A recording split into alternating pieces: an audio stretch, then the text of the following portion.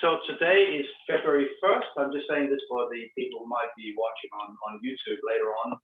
And this is L M II in the morning. Not 2 in the morning, but 2 in the morning. Yeah, it's 2 in the morning. So 11 o'clock class on February 1 morning class. So if you're reviewing this on YouTube, that's what you're doing. So what I'm going to do, Isabel, I'm just going to go through the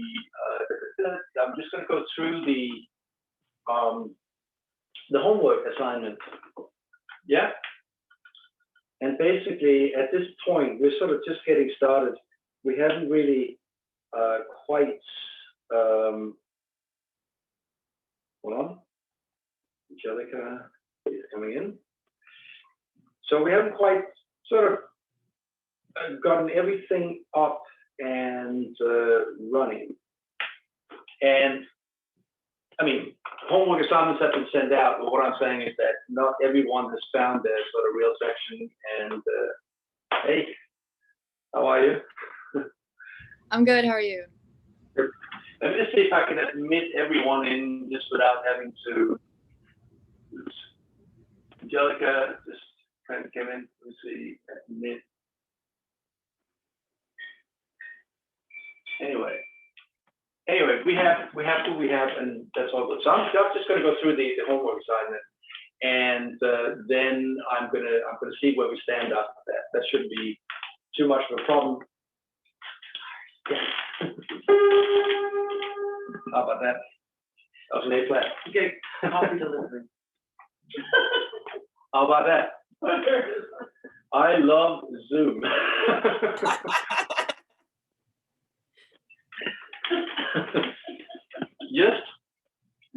Just a short while ago, we would have had to cancel this class, right? And people would have gotten halfway from Long Island and into the city, and they'll find out there was no class or whatever. This is truly working for me. I think it's a great thing. I don't know if you agree, but I mean, I think it's pretty cool that you can sit in your living room or in the office. We're most often in the office, just because of better internet, et cetera, but we're pretty well set up here. So because today the campus is closed, actually, we couldn't live stream from the campus, even if we wanted to. So anyway, back to matters at hand. I'm simply just going to go through. I have a little copy of the assignment here. So I'm just going to go through how this stuff plays out. So I'm going to do it in one stop and then translate it, each example to grand stop, right? And then after that, we'll see where we go. So the first one is F major. So F major, that's an F major triad right there. What we're going to do is to invert that. And we know that that's going to look like that. That's how it would be in its simplest form. Now, and we can see that I've inverted the bass up so that what before was the bass, the root, now in soprano. Hold on a second. And what I'm going to do, I'm going to do it in the following way, that I can also invert the soprano to become the bass. That means I have to have this note up in the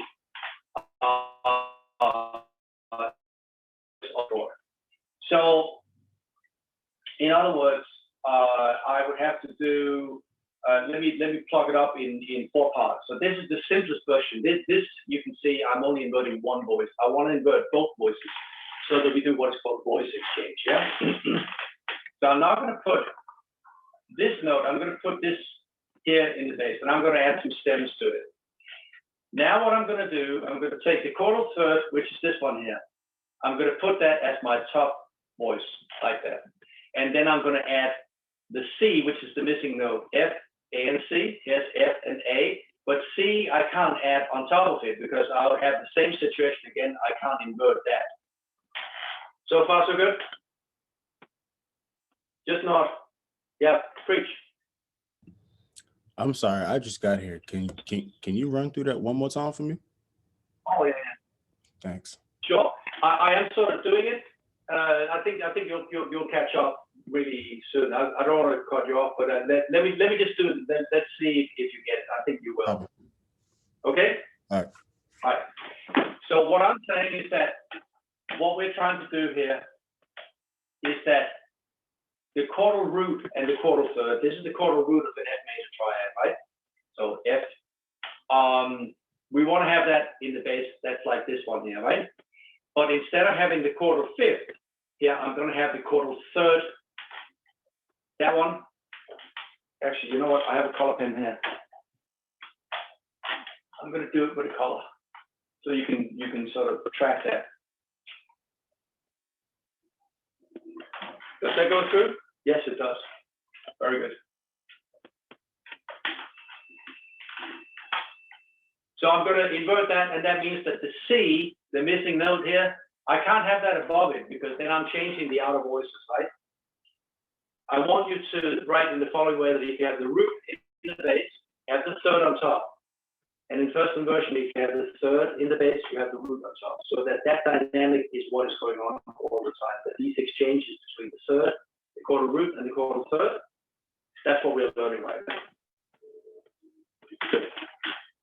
So that means I have to put that one down there. Now I can double this, or I can put this one down an octave. But I think it's just easiest to say, okay, now my bass and my tenor, they just sing the same note. It's a little bit of a low tenor, but that's okay. Here's your alto, a little bit of a low alto as well in the back, but we really have no context for this. So it doesn't really matter which register we are writing in. We can just do whatever we want. I mean, if we're later on when we're refining more delicately, we have to make sure that the voices are in the best register if we want to sound in a particular. You know, there could be reasons why you would have, let's say you're writing a very somber piece or setting a very somber, let's say you have a funeral, for instance, you want a very somber sound. Then you don't want the voices to actually project in that best region, or best register necessarily. You are striving for a particular sound that is very somber, very, introverted perhaps. So while projection is generally speaking a good thing, a bright sound is not always what we're aiming for. It depends on the context. Here we have no context, so we're sort of free to do whatever we want.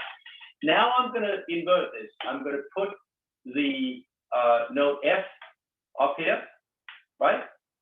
And I'm going to put the note A, let's say, down here. So now I've inverted these two notes. So here I have my third down here, and I have my root up on top.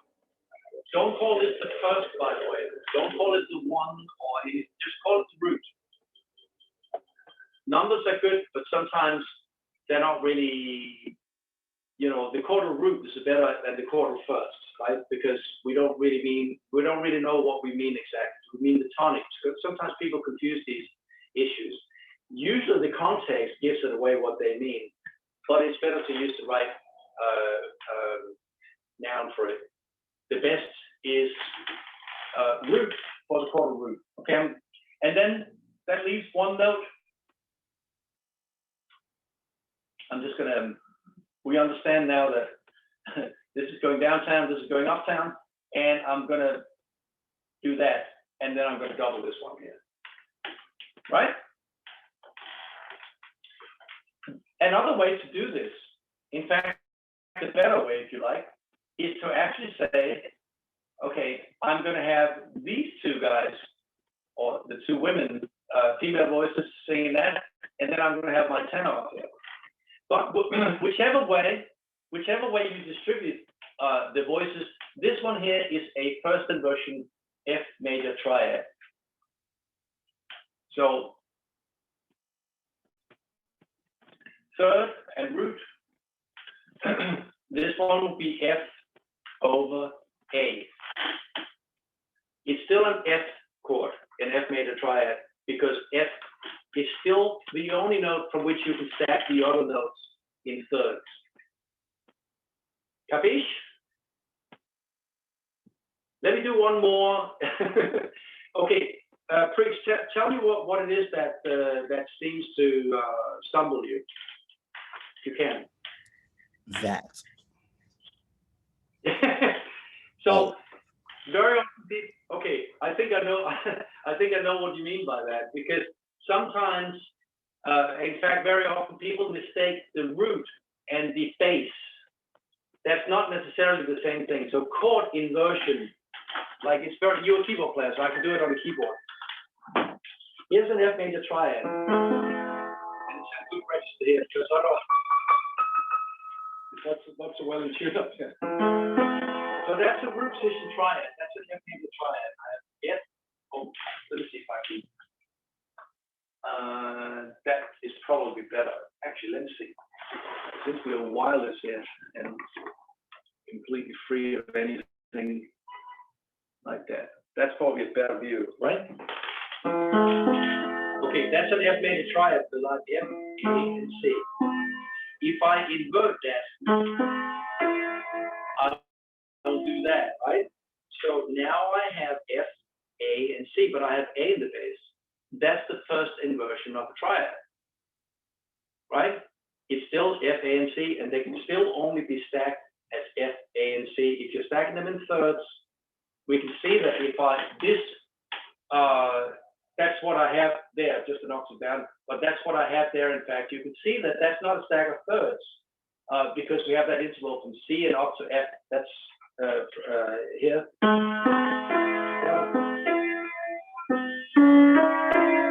That'll be a fourth. As you can hear, you apply your ear training here, right?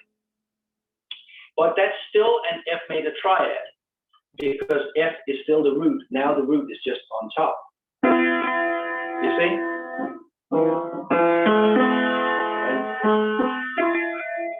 And we're not going to go to second inversion, because that's confusing, because all of a sudden, as we talked about last time, I know we had a sort of in-depth discussion about different things, but part of that discussion was that second inversion of a triad doesn't really function the same way.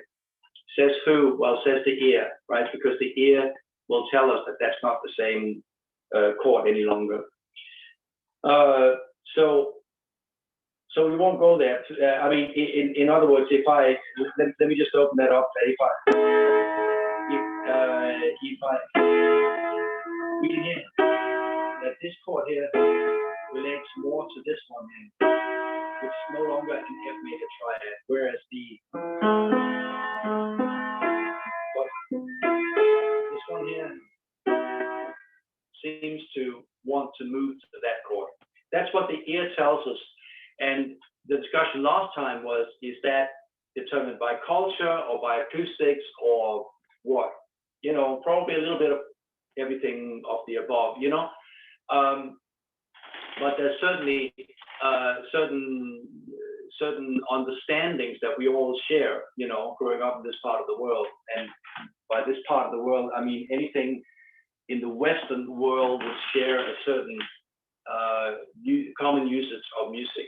And that's actually regardless of style, by the way. It's not that, oh, I grew up listening to gospel music, so therefore I hear things differently. Well, when it comes to the basic elements of harmony, then the answer is no, surprisingly. Style has nothing to do with it. Cheers, that's my coffee. It proves that most people can agree that this chord here would seem to relate to this one here, and then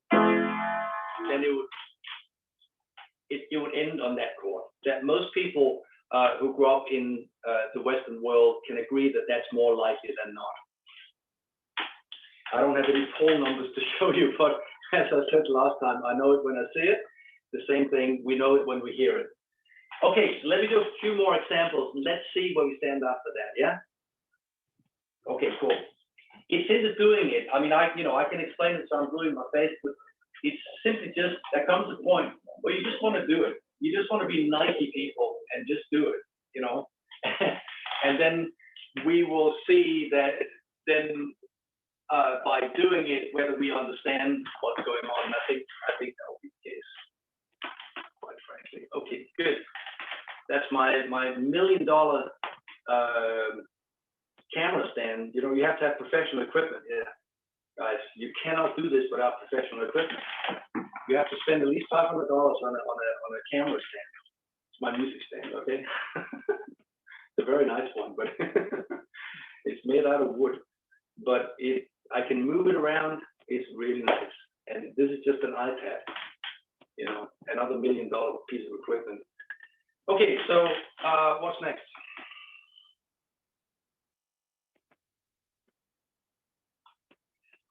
G minor. I'm just sort of, this is actually one of the students from the evening section. I'm just sort of reading off her sheet there. So G minor, let's write that up. G minor. And that will be a G, a minor third up, the 7/2, a major third up. So here's my G minor. That's the most basic sort of material that I can use. If I invert that, I would move this one up. So here, keep the two other notes. So this is G minor, yeah? Just gonna erase that here. And this is also G minor, but slash B flat. So because B flat is now in the bass, but it's still a G minor triad. So far, so good, yeah? Good. Now I'm gonna write this up in 4 parts. I'm simply just gonna take this one here and write that up. So I'm gonna put a G, any G. You could, let me just write the G here, for instance, right? And then I'm gonna write up now with the chordal third as the top note, you see? So I'm gonna voice it slightly differently. That was the homework from last week with the different examples. That's exactly what I'm doing. I'm just, so if I took this one off here, that would give you the idea. Yeah, that's what we're doing, right? I'm just gonna go through the homework so that this is solid. Look, guys, if you can do this, you take a really big step forward. So I'm just going to keep hammering away at this until we can do that. Preach. Also, for the homework, like you gave us 2 different examples of the same thing. Okay. Or like 4 different examples, but for 2 different. It's difficult to explain. But my question was, were we supposed to like do all of the different examples? Because like I started out doing some, and then like I'm not gonna lie, I got kind of lazy, so I just did example 1 for all of them. So like, were we supposed to do all of them? I mean, yeah, I know we're supposed to do all the progressions, but I mean all of the inversions. Yeah, no, just the first inversion, root system first inversion. That's all we're doing right now. We're not doing second inversion because, as I just said, that relates to a different, I mean, the ear simply just perceives that as being a different harmonic function. When you invert a triad into second inversion, it starts behaving like a different triad. And I don't want to, because that's what we call a 6/4 chord. 6/4 chords, the way it's taught normally in the modern day, where we've drawn the experience from doing this over many years, et cetera, et cetera. 6/4 chords are treated as a separate group because they are either cadential 6/4 chord, partial 6/4 chords, or we call pedal 6/4 chords. So they belong to a category unto themselves in a way. So therefore, we're not gonna do that right now. We want to make sure that we understand the dynamics of inversion and voicing. Do you remember last time? I mean, this is very early in the semester, right? Last time we talked about structure and design, right? So the design is something more surface oriented, meaning that the color of my clothes would not really change the function of my clothes, right? Right now in here, because I've still got the AC in my window, and for other reasons, it's about, I don't know, 40 degrees. So therefore, I'm wearing 2 sweaters, right? But if this sweater was yellow, i.e. if the design was different, it wouldn't really change the function of keeping my body warm. Do you remember that? Okay, good. So the 3 upper voices are really design. You know, that's how things sound, whereas the structure is what's in the bass. So we have to keep those 2, we have to keep actually 3 things separate. We have to keep inversion, voicing, and what was the first thing I wanted to add to that? Because those are the two most important elements, because people confuse, and root, what is the root of the chord? That's because that has to do with inversion. You can still have the root as the same note, but it doesn't need to be in the bass. If it's not in the bass, that means it's inverted. That's what it means, and therefore the structure has changed, right? If you move a pillar in the wall a little bit to the left, it will change the structure of how everything is hinged together. Trust me on that one. Right? I mean, if you're building a car, for instance, it matters a great deal where the wheels are placed in relation to the corners of the car. The handling will be deeply affected by that. You know, if you place the wheels very close together, you can turn on a dime, but that means that the stability of the car will not be very good. And same thing here, oddly enough, the stability, it has to do something with, if the root is in the bass, the chord is very stable and therefore it doesn't move very well. That's very good for endings. It's not very good for something in the middle of the progression, right? So you want to know where to put inverted chords, for instance. If you want the music to move, and the flip side of that is that if you're in, let's say, a singer or an interpreter, keyboard player, whatever, and if you have a piece of music that makes use of a lot of inverted chords, that piece of music or that section of the music is in motion. That's the important sort of driver of this. But it's also important for knowing how to construct this. If you want great stability, then do root position chords, right? That requires another sip of coffee. There's no doubt about that. I'm just trying to figure out where I can put my coffee cup so it's more than reach. All good? Okay. All righty. So here, what I need to do now is to add G, and then I'm going to add my G. You know, right now, we're just doubling the root of a chord, no matter where that root is. In this case, it's here. You can see that that one is a very, very stable unit, you know, that it sounds roughly like this, if I can get my fingers around it. Sorry, that's not it. Here we are. That's my excuse anyway. So you can hear that one is a minor triad. We can also hear that because the chordal third, as opposed to is in the top voice, we very, very clearly perceive it as being either major or minor, right? So this one here is very clearly to us, we can hear that by comparison to its major cousin, and this is minor. We hear that right away because the chordal third is exposed in the top voice, as we say. That's the sort of, you know, professional language for that. And you can see that we've doubled the root, and then we have the fifth here. Now I'm going to invert it. I'm going to put the root up on top. So I'm going to do that. And then I'm going to put the chordal third down. Professor, here. I think, Yeah. I think someone's trying to get your, I think somebody might have a question. Okay. It's in the chat. Yeah. And you just, it's this a small class, right? Just put in and.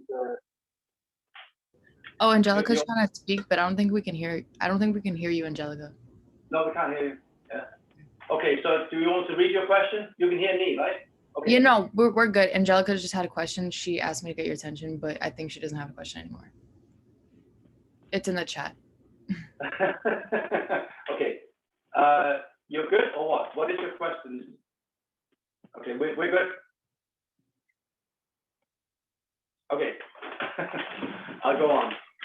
All right. So now Angelica wants to type her question. Is that it? Okay. Yeah, because she can't speak. I mean, she can speak, but we cannot hear her. Yeah, her mic isn't working. All right. Let me check chat again. Hold on. Yes. This is fun, isn't it? You all have to move the fifth down.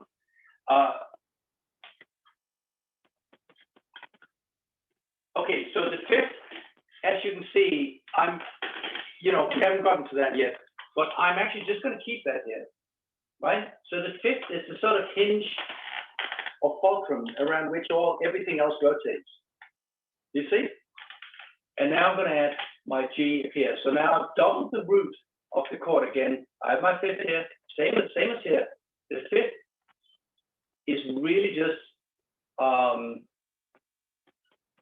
the fulcrum. I mean, I think one can overthink this, right? Right now, the most important thing is just to get the root and the third to behave the way. Here's the third, right? Here's the root, and here's the root, and here's the third. So what we've done here is to do what's called voice exchange. And the fifth of the chord really just functions as some sort of fulcrum, right? A hinge point around which all these different elements are moving. And, we'll take as long as it takes, because if you can get this right, we're already writing, this is theory 2, right? And the second week of studies. And we're already doing 4 parts, and we're doing chord inversions, and we're doing what is called invertible counterpoint. I mean, strictly speaking, there's no counterpoint yet, but it is a very important element of what later on will become counterpoint. Counterpoint simply is the moving of 2 voices, right? Here we're just adding all these other elements of 4-part harmony because, most people sort of start out understanding chords quite well. They're not necessarily moving 2 parts against each other in counterpoint. That's for later on in the semester. We'll do that because it's a great skill. It's almost like if you're an artist, for instance, and you have a sheet of clean paper, just white paper, and a very sharp pencil, and you're asked to draw a perfect, let's say, a perfect circle. Right? Let me clear the board here. We get this? Okay. Again, you can review. This is the answer to question number 2. There could be other. I mean, I could do this, for instance, right? And that would be fine. Here I have a little bit of a problem with range in a way, because this clearly we can see this moves up and this one moves down. But let me erase this and just make a point here. And we'll do another example. And I think by the end of this lesson, when I've gone through all the examples, I think you'll have a pretty good grasp on this. This is not the way I use homework. It's not, first of all, not as a punishment. I mean, I think that's a silly way. You're adults. Nobody's forcing you to be in university, right? Nobody's forcing you to do a degree in music, etc., etc. You're presumably here because you really want to learn this. I'm going to go forward with that assumption that you're adults, technically speaking. I mean, it took me a few years to become an adult, in fact, but close to the age of 60, I think I'm sort of there, right? So I understand that I've been an adult since I was 18, but that may be more technicality than reality. I don't know. But you are an adult, and 2, you're here voluntarily. Nobody's holding a gun to your head, and they're not forcing you to do a music degree. Unlike, all the way up till here, there's a certain level of schooling that was mandatory for membership in this society. I get it, but we have to sort of switch out of this mindset of trying to get away with not doing homework. It's completely on you. I mean, and therefore I'm not reacting in any kind of way other than just with amusement when preachers tell me that, I got a little late, so I don't did a few. Well, that's fine, right? And in fact, it's actually, let's say you get stuck with your homework and you can't really work out how to do it. And let's say you're doing it wrong. And if you keep hammering away at an exercise and doing it wrong, all you're doing is reinforcing your mistakes. That's obviously no good. I mean, it's a silly way of looking at homework. I know I come from a different tradition. Yeah, I truly know that, because it's almost like if you, in American schools, or at least in some American schools, it's seems to be the culture that if you've done a lot of homework, then you deserve an A, even if you don't understand what you're doing. But you spend enough time on it, you know, then you get an A. You know, I mean, I wish life was as simple as that. But I think you already know by at this point that life's not always fair, right?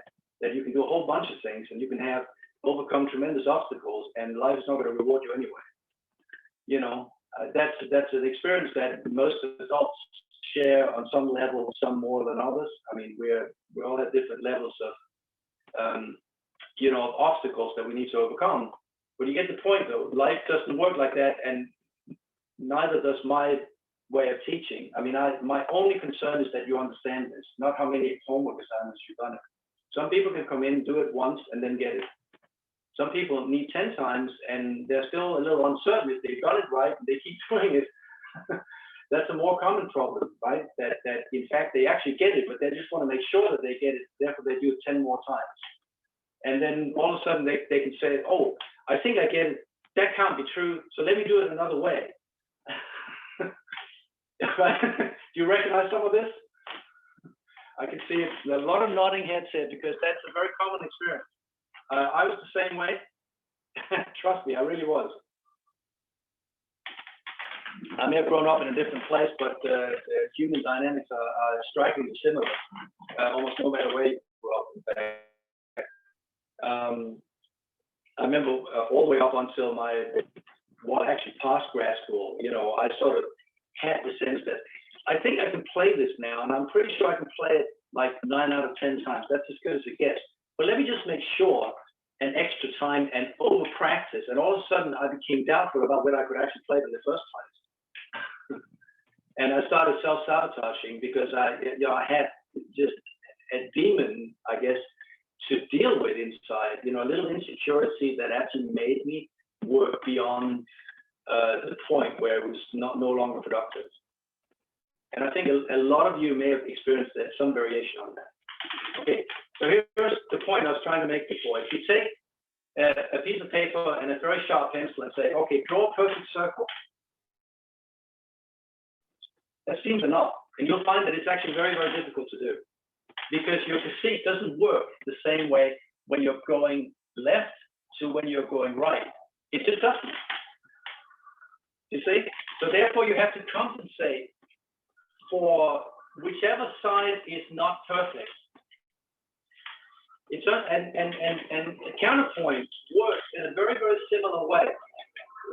And once we take away the 4-part harmony, and we just have an upper voice and a lower voice, and we make them interact with one another in various ways, we are forced to admit that that's actually very difficult to do. And when we improvise, that's in fact what we're doing. We're superimposing a melody of our own making onto a set of chord changes that are mostly determined by what's in the bass. So what we're doing, in fact, is that when we're improvising, when we're blowing on a tune, as it's called, right, then we are importing our own melody onto a bass line that is then harmonized. We understand that the harmony is a very, very important part of that. But in fact, the two voices that are interacting is the lowest voice and the highest voice. So you can improvise in the bass, in which case you are improvising on top or below melody that is already existing, i.e. the top part, most often the tune, right? All right, let me do another example. Get away from this talking. I'm more talkative in the morning than I am in the evening. Okay, E flat. E flat. I don't know why that is. That it just is. Okay, E flat, major third up, minor third up. Here's my E flat chord. First inversion. Bingo. I'm going to write that on 4 parts, yeah? This one is easy, right? That just goes down here. And now I'm going to take the chordal. So here I have my root here. Now I'm going to take my chordal third on top of that. I could also, actually, let me do that, because gamma inside of the system. I'm going to take the chordal third, I'm getting confused there, up here. And then I'm going to add my fifth here, you can see in the middle voice there, right? I'm now, just doubling the bass and writing it out. I understand that if you work with key signatures, all these would be E flats, right? And that would, I wouldn't need to add the accidentals. But it's a good thing to do that right now. I found that people, once they get to know their key signatures, they tend to write as if they were in C major and just let the key signatures sort it out. That's not the way it works. It just doesn't work out that way. So therefore, I'm adding all the key signatures, all the accidentals that I need. Now I'm going to invert this one, and I'm going to invert this one.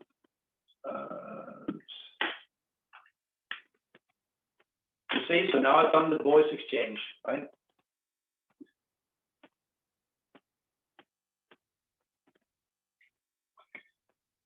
Sometimes abbreviated VX, or at least that's the way I abbreviate it. I don't need these anymore. But you can see that that's what I did, right? And I'm just going to keep the inner voices. If you've done this right, you simply just keep the inner voices. Now I've doubled the root of the chord. I have the chordal third in the bass voice, and I have the chordal root in. So you see that what happened here was that the root and the third simply just switched voices.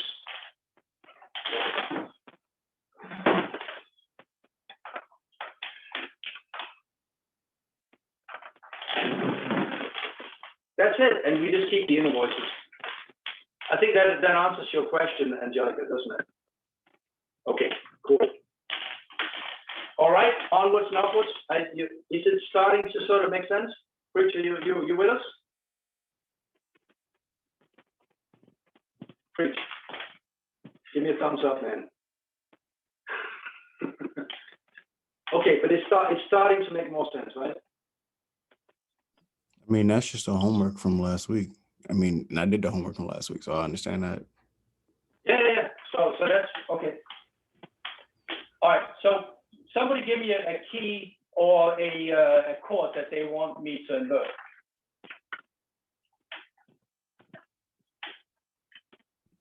C sharp minor. C sharp minor. Very good. Like that.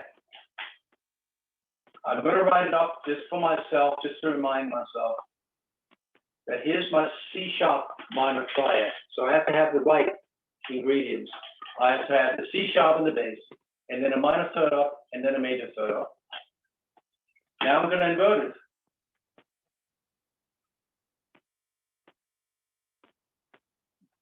There we are. That's inverted. Let me write that up in 4 parts.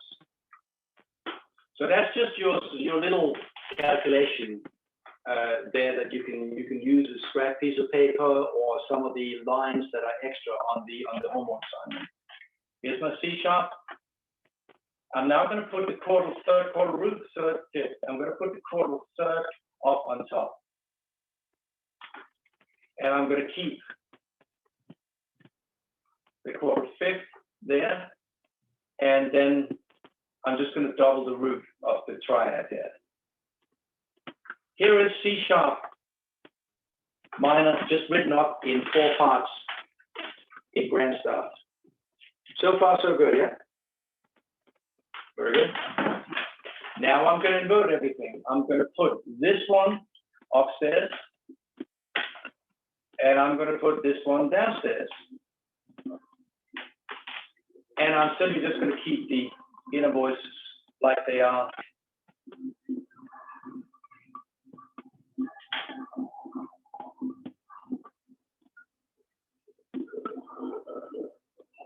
So what took place here? So this is C sharp minor slash E.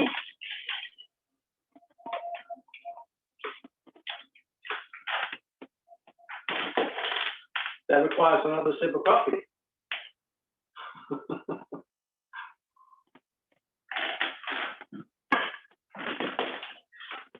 All good, eh? Okay. Just to make sure, so that means that the E is now no, because it's still the C as the root position, right? So why is the E written like under?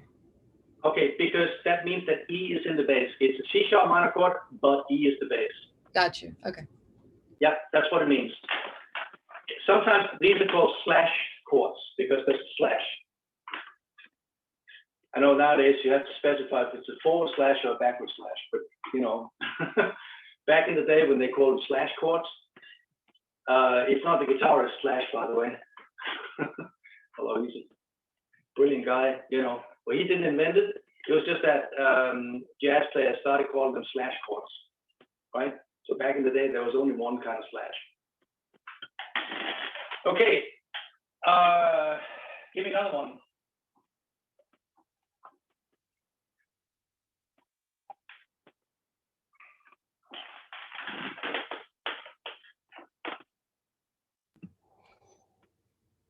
A minor. A minor. Okay. In its most basic form, that would be A minor. If I invert it, it would just be this, right? So far, so good. A minor. I'm going to put an A. Let me just put it down here. But it could also be been the A upstairs. It doesn't really matter. I'm going to take the chordal third and put it up as my soprano. And then I'm going to have my all the other notes. There'll be E, for instance, here, and then I'm going to double the A like that. You can see that all of a sudden we need a little more space to sort of have a little room to maneuver, so to speak. So all this sort of where we started out by doing them in very, very close position, that becomes then a rule or an observation. It's just a starting point. Now we can sort of, preach. Have you been doubling the bass for all of these? You're not just doubling the bass, you're doubling the root, right? So in this case, yeah, you're doubling the bass, right? I didn't even notice that. All right, cool. Yeah. Wait, so are you just playing the third and the fifth on top with the third? Yeah, so you're not just doubling the bass, you're doubling the root. So if the root is in the bass, you're doubling the bass as well. That will be the same sort of observation. But now look at this. I'm going to put my C downstairs and my A up. So the C goes down here, the A goes up. It doesn't really matter which order you're doing it in because you have two voices that are doing essentially the same thing. And I'm going to now just carry over these two guys here. That means that I've doubled the root of the chord, but it's not the bass, you see. So that's an A minor with a C on the bass or in the bass.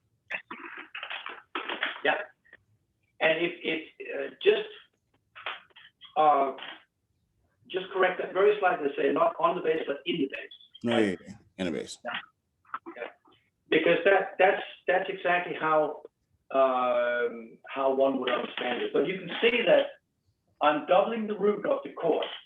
It's not always the way you want to do it, but it's a good start. What we're looking for in teaching methods, in pedagogy, is basically to take the most common way that things are done and explain them from there, knowing that later on, once that skill is acquired, that we can now sort of loosen it up a little bit and do different variations from that. That's kind of how music works, that we get certain basic concepts in and we deal with the variations or the exceptions to the rule. There are no rules. I mean, this is more an observation of how things are done very often I mean, we have to remember that music theory is not a sort of rule book to give to composers or songwriters, whatever. Say, if you don't do it like this, you're doing it wrong. That's not what music theory does. Music theory actually goes the other way and examines how do people do it when it really works. And it makes certain observations on that. Some people take that to be like a set of rules. They're not rules. They're really observations more than anything else. It's not that people need a manual of how to write music. You know, it doesn't work like that. You know, people know how to write music because they've got something to say. They'll find a way, God damn it, to say it, right? You know, they'll just find a way to say it. And then if that style of music, composition or songwriting has a deep enough effect on enough people, some people will examine it and come up with certain observations that are true. You know, you would say that, I don't know, Michael Jackson, for instance, in a certain period of his life tends to have very, very active bass lines. That's not a rule, but that's an observation of saying, yeah, that is the case for many of his famous songs in the 80s, for instance. Norma Jean, you know, that's the perfect example of a song where you actually remember the bass line more than the actual melody. Do do do do do do do do do. You know it. Even if you know, Michael Jackson is old-fashioned, whatever. I don't know. That's not the point. The point is that once you've heard it just once or twice, you'll say, I remember that one. And that becomes, you know, a sort of an observation that you can make of music from that period. And then you can compare it to music from other periods and say, okay, you know, there's certain Bach pieces from the 18th century that actually behaves exactly the same way, where you have a walking bass line. There's certain styles of jazz that have a walking bass line, et cetera, et cetera, et cetera. But that's not to say that if you don't do walking bass lines, then you're no good at writing tunes, right? That's not. So I think I made my point there. All we're trying to do here is to juggle. I mean, I know that in some ways we're sort of juggling a screwdriver and a chainsaw, right? I mean, which is not easy because they're not the same weight and they feel different slightly. but all we have to do is to learn to juggle a few things. Right now we have two elements. I'm going to do different colors here. We have the chordal third and we have the chordal root, right?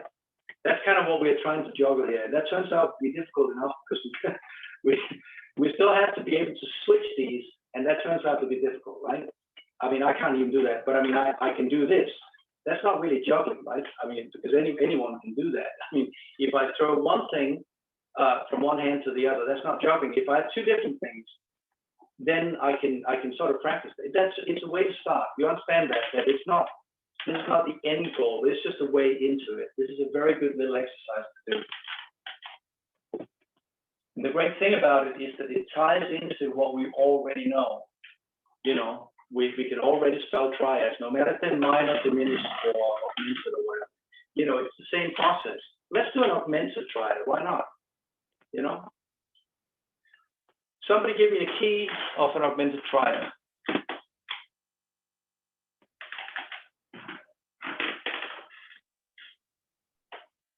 Is there any augmented triads in the homework? I can't remember. With the plus sign. Okay, B augmented? Okay. A. Okay. A was augmented. Okay, let's just do that one because then you can correct your homework, right? Angelica, I'll be happy to do B augmented because you know what's going to happen there, of course, right? Yeah. Okay, we're going to do A because that was in the homework. I'm careful not to make people struggle with the keys because there's no need to do that. There are more principles that we're trying to learn. B augmented is difficult because we will have an F double sharp in it, right? And that's why I think Angelica is smiling a little bit under her breath there because she knew that. But that's an added complication that I don't want to add too soon. Once we can do the inversion, let's throw out these double flats and double sharps.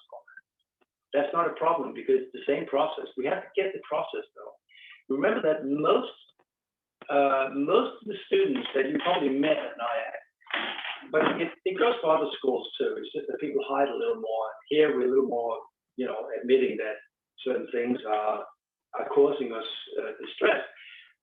Most students at NIAC struggle with their confidence, right? They're actually just as good as other students are in any other institution, right? But the level of having been beaten up in the school system that sometimes is a little merciless is more prevalent among NIAC students, I've noticed, because I teach in different places, so I sort of compare that. And so we're struggling to overcome that a little bit. It's not actually the knowledge, it's not actually the ability to compute these things, because this is by and large not very difficult, but we have to trust that it's not very difficult and that we can do it. So I don't want to introduce keys that are too difficult, you see, because there's really no particular need to do that. Okay, so A plus, right? That would be A augmented. So that's A and then a major third up. Major third is still 2 whole steps. That will be from A to B and B to C sharp. That's my first major third. And then I need a major third up from C sharp. C sharp to D sharp, whole step. D sharp to E sharp is also a whole step. So here's my basic triad, A augmented. Yeah. Now I'm going to invert it. I'm still going to keep the A. So here's A plus then over C sharp or slash C sharp. In other words, a first inversion chord, first inversion triad.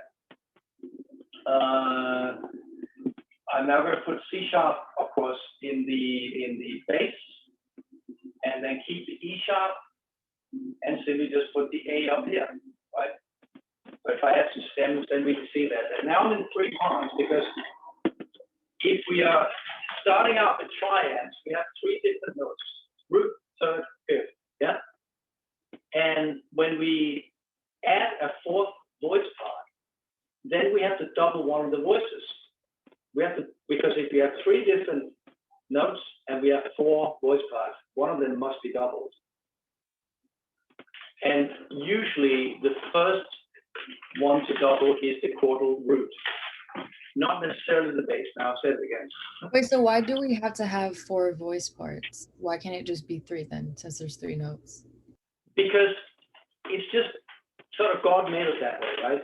He made a low male voice part and a high male voice part, and a low female voice part and a high female voice part. You have to take it up with the manufacturer.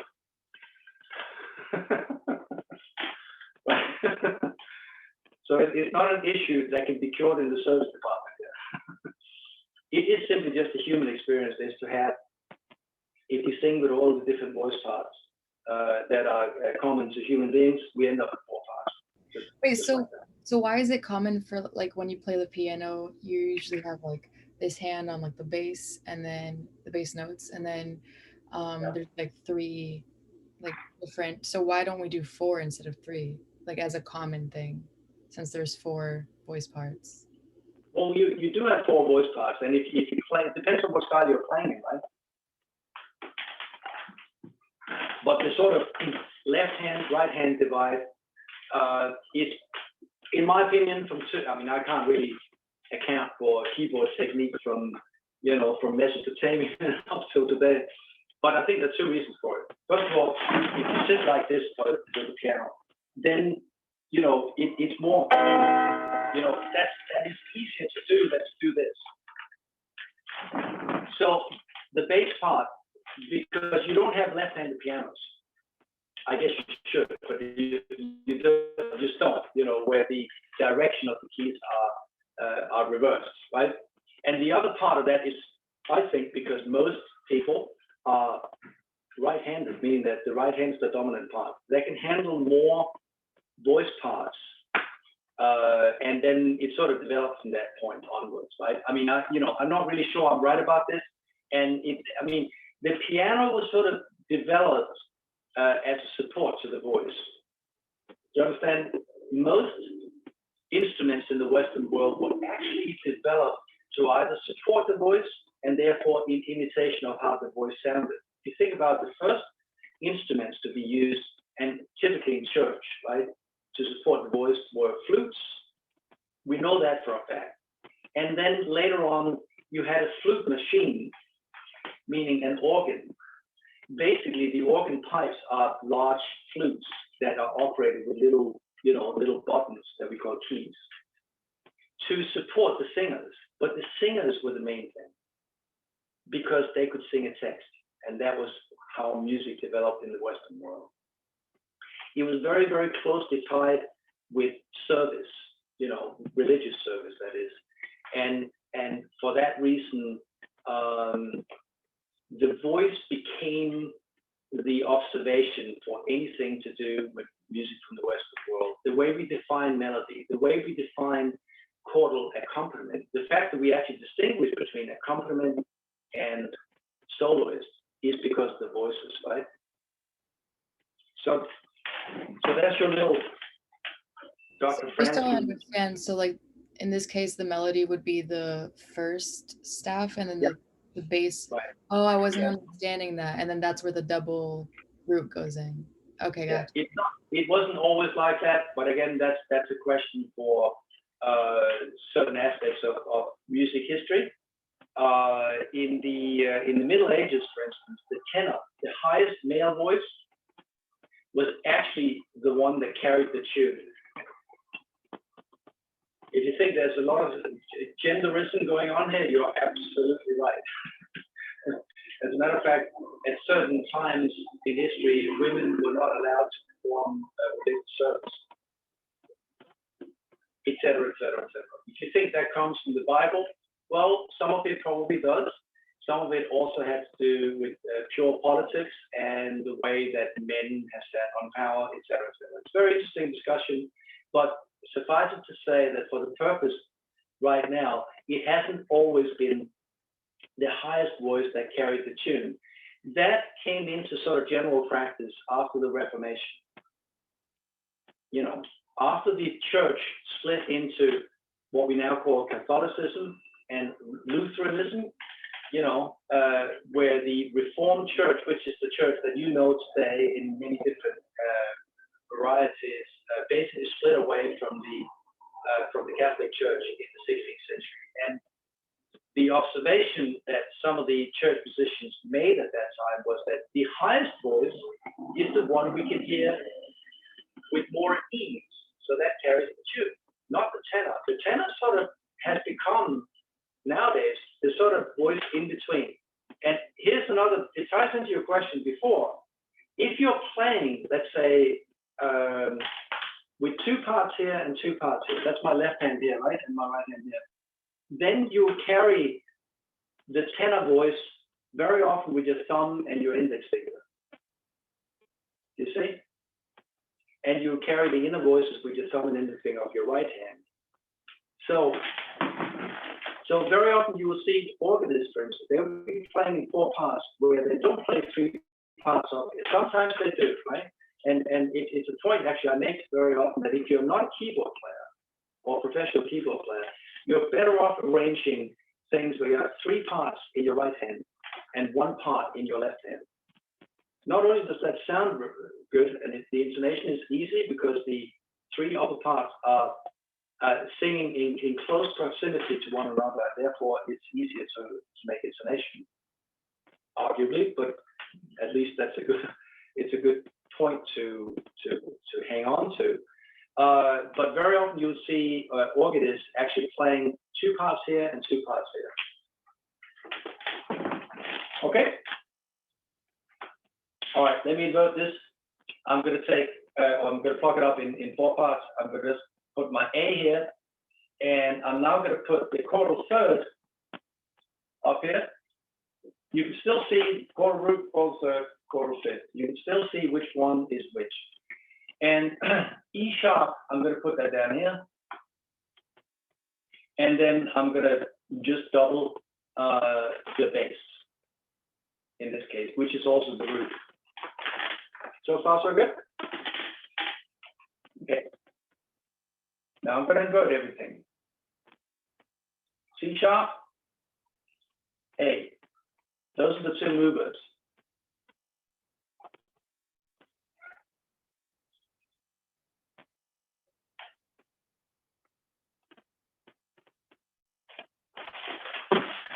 There's your answer right there. We don't need these anymore. This will still be A plus or A augmented and A augmented over C sharp.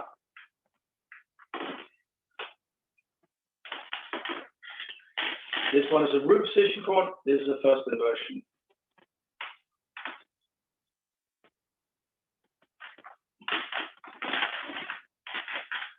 Cool. Do you get it? Good. Anything else? Any questions? Otherwise, I just want to stay with this until this is completely clear. I can send you out another homework assignment just with more examples, but I want to make sure, before I do that, I want to make sure that you all feel that, yes, I understand how this is done. You know, because otherwise, good. Very good.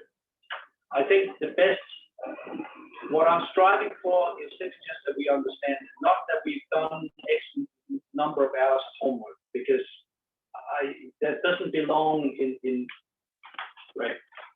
Thank you. I think that way of thinking, that it's the amount of homework or the length of time that we spend on it.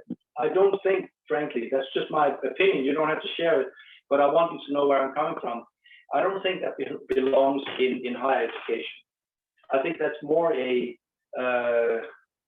or maybe it belongs in the prison system. I don't know. But it's not how higher education works. Higher education has to do, in my opinion, with treating people like the volunteers that they are, right, and treating them like adults. I think that's a good starting point. But also that it's centered on the knowledge, you know, the understanding of the topic rather than just the length of time you spend on it. Because unfortunately, that doesn't confer knowledge necessarily. Although, you know, most of the people who understand this very well have also spent a long time doing it. You know, I mean, it's true that most of the musicians that we all admire, you know, by and large have worked very hard at their craft, and they're very talented. But very, very few people, depending, I guess, depending a little bit on the style we're talking about, but certainly in my world, there are very, very, very few people indeed who have not worked very, very hard at what they do, even if they're incredibly talented. But there are even more people who work incredibly hard who didn't have the talent. And therefore, they're not the ones that we may admire for things that are almost unattainable. You know, the talent has to be in place, right? It's funny, I saw an interview with a famous comedian who also likes to play poker. And he was asked the question, how important is the player compared to the cards that you give it? Meaning that the player is you, right? You know, you can control the moves that you're making. You cannot really control the cards that you're getting. It's a little bit like life itself. And he said, how important is it? And he said, well, it is a given that you cannot win the game without having good cards. That's like the equivalent of talent, right? But he said that if I have to, but you can definitely you can get a good hand and you can bungle up all your moves by making bad decisions. I think we've all seen that happen to a lot of people out there. They have a lot of talent or have been given a lot of things that we might envy, and then they've screwed it all up, right? But he said, I would probably say that 70-30, meaning that the person's 70% and the cards are the remaining 30%. I think that's a very, very true way of assessing how music works as well, in my opinion.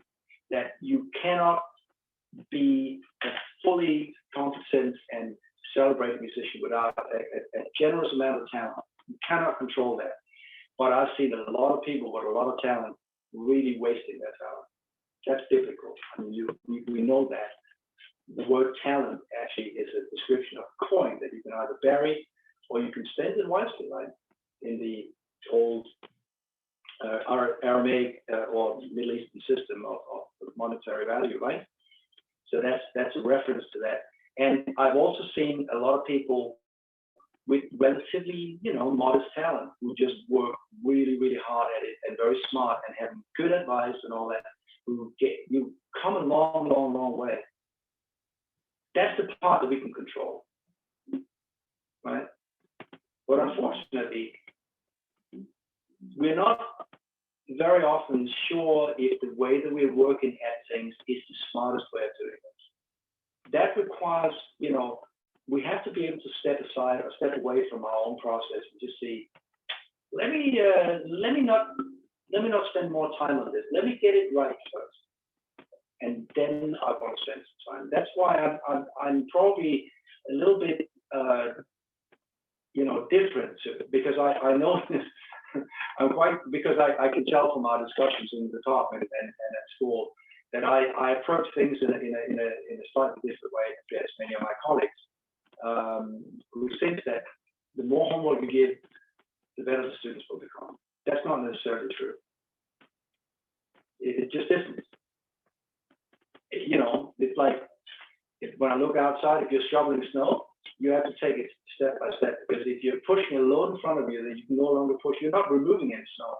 You're just spending a lot of energy trying to push a load that's too hard in front of you. And that's very, very often what happens, because a lot of teachers forget that their course is but one of the courses that students take. You have to take, I think, a more wholesome view of the workload ahead of the student. And more is not necessarily better. The moment you understand this, then you can do it. And it's like, I can't believe that this was difficult just a few hours ago. And now it makes sense and will take as long as it takes. Okay, questions? Otherwise, I'm just going to wrap it up here and say, okay, if you didn't, and here's the answer to you, Christian. If you didn't complete the homework, now complete it, right? And I will send you some more examples. Now, more examples are not really going to make a whole lot of difference, right? Because they're going to be more of the same, and if you're doing it wrong, you're still doing it wrong. But the point is here that I think this may have cleared up some issues. And that's the important thing. Okay, let's see how you're doing and I'll see you again next Monday, yeah? So Wednesday would be Professor Carlos, and then I'm back again. He's recovered now, as you know, from his ordeal, and his family's doing quite well too. His father-in-law was the one who was most affected by this. This is the oldest, and he's a man. Apparently, men have a harder time surviving COVID than women. Yeah. Okay, so all is good, and I bid you farewell and have a good week. I'll see you next Monday. Okay? Bye-bye.